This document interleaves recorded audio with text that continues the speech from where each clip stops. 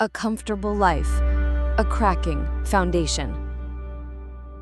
I used to believe betrayal only happened to other people. You hear about it, you see it in movies, but you never think it'll be your life. My name is Elena. Subscribe to Rose of the Heart for more incredible true stories of karma and justice. And this is my story. For 15 years, I built a life with Mark. Together, we ran a little bakery called The Daily Loaf. It wasn't glamorous, but it was ours. The truth is, the passion had faded long ago. Our marriage had become routine.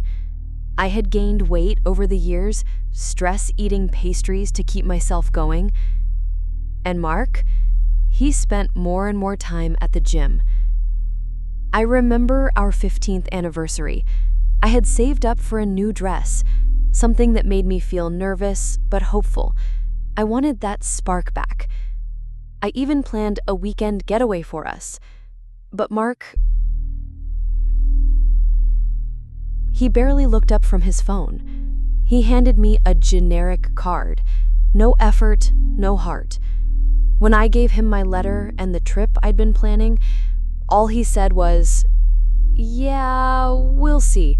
Work is crazy, babe." The disappointment that night, it broke something in me. After that, things got worse. He stayed out longer. He came home smelling of perfume. Not mine, but something expensive. I checked our bank statements. Dinners at places we'd never been. Jewelry I'd never received. When I confronted him, I was shaking. My heart was pounding. I expected lies, but he didn't even bother. He just looked at me and said, "Elena, look at us. Look at you. We've grown apart. I want more. Chloe, she understands me." Chloe, 25 years old, a fitness influencer, perfect body, green smoothies, luxury vacations, and suddenly she was my replacement. Not long after, he handed me divorce papers. He had been planning it all along. He took most of the money, claimed the bakery was my problem, and moved into a sleek apartment with her. That same day, I collapsed on the kitchen floor. I cried until I couldn't breathe. Around me were the pieces of my old life. My anniversary getaway coupon crumpled on the ground. My heart shattered. The grind, not the glow up. The first month after he left, I didn't want to live. I stayed in bed. The bakery almost fell apart.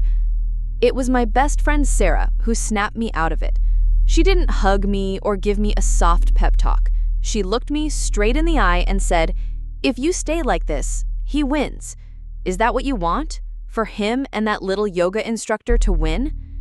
Something in me shifted, but let me be honest. My transformation wasn't some magical glow-up. No, it was ugly. I cried on the treadmill. I quit diets a dozen times. I binged ice cream, then hated myself for it. But slowly, painfully, I started to move forward. The real change didn't happen at the gym. It happened at the bakery. For years, I saw it as the leftover scraps of my marriage. But one night, while testing new recipes alone, I realized it was mine. My creation, my future. I started experimenting, late nights, messy counters, burnt scones, failed cakes, but also little triumphs. A new lemon blueberry scone people loved, a stranger placing my very first online order, customers smiling, laughing with me. I even started an Instagram page showing the behind-the-scenes chaos. Unlike Chloe's perfect filtered world, mine was real, and people connected to it. Bit by bit, I was rebuilding, not just a bakery, but myself. The revenge. Success is the best revenge. 5 years passed.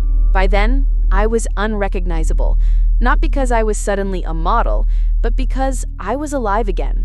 Confident, strong, at peace. The bakery was no longer the Daily Loaf. It was Elena's Hearth, a thriving business with a loyal following. I even wrote a cookbook that became a bestseller. Meanwhile, Mark and Chloe, well, life caught up with them.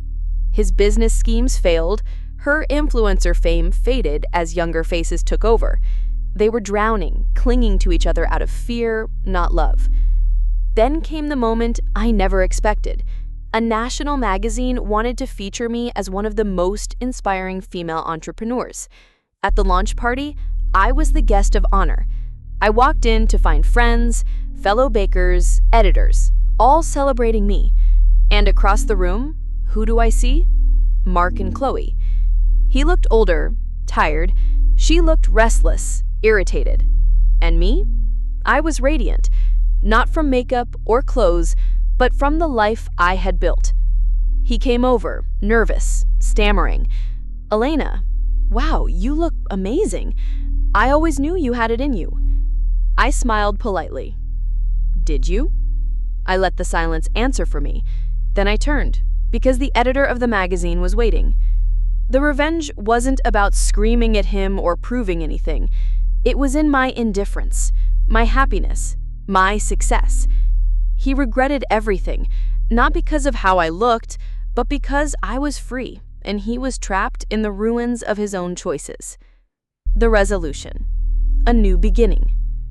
Later, back at my bakery, I closed up for the night. I looked around at what I had built. My life, my peace. Then David came in, a kind-eyed carpenter who had been one of my regular customers for months. He smiled and said, "Saw the magazine. Pretty impressive, boss." Then, a little nervous, he asked, "Would you maybe like to get dinner sometime? Something not pastry-related." I looked at him, and for the first time in years, I was ready. "I'd like that," I said, and I meant it. They say living well is the best revenge, and they're right, but for me, it was never really about him. It was about finally seeing my own worth. My revenge wasn't for Mark, it was for me, and it was sweeter than any cupcake I'll ever make.